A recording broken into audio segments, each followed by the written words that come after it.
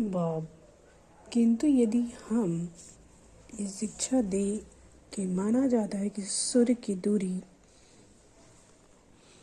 1,30,00,000 मील है, तब श्री प्रभुपाद जी कहते हैं जैसे ही आप माना जाता है कहते हैं वह वैज्ञानिक तथ्य नहीं रहता।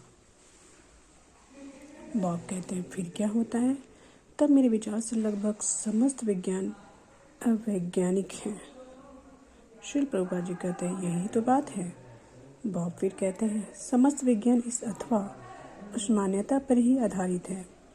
श्री प्रभुपाद जी कहते हैं हाँ, वे अपूर्ण रूप से शिक्षा दे रहे हैं, जैसे कि वे चंद्रमा के विषय में इतना अधिक प्रचार कर रहे हैं।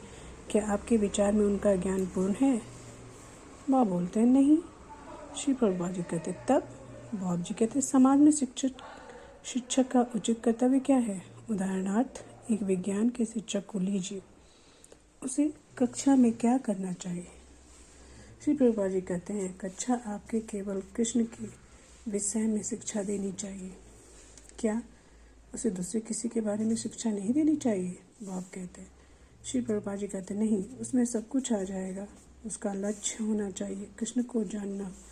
बॉब, क्या एक वैज्ञानिक कृष्ण को ध्येय मान कर अमल तथा क्षार के सम्मिश्रण के विज्ञान तथा इसी प्रकार के अन्य विज्ञान को शिक्षा दे सकता है?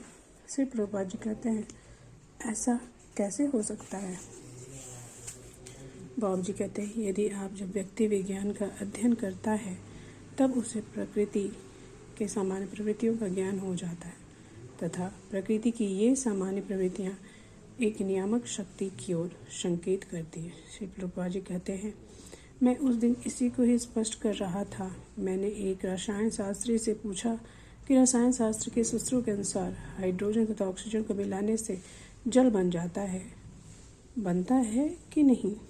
बॉब कहते हैं यह सत्य है। श्री प्रभुपाद जी कहते तो अटलांटिक महासागर तथा प्रशांत महासागर में एक विशाल परिमाण में जल है। उसके लिए रसायनों की कितनी मात्रा की आवश्यकता थी?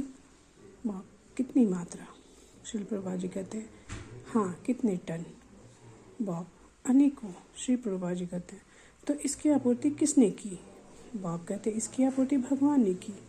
श्री प्रभुपाद जी कहते किसी ने तो इसकी आपूर्ति अवश्य की होगी। बॉब, हाँ, यही विज्ञान है। आप इसी प्रकार शिक्षा दे सकते हैं।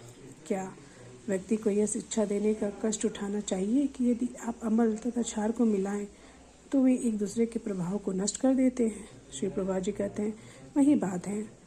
अनेकों प्रकार के बुलबुले हैं, इसे कौन बना रहा है? अम्ल तथा क्षार की आपूर्ति कौन कर रहा है?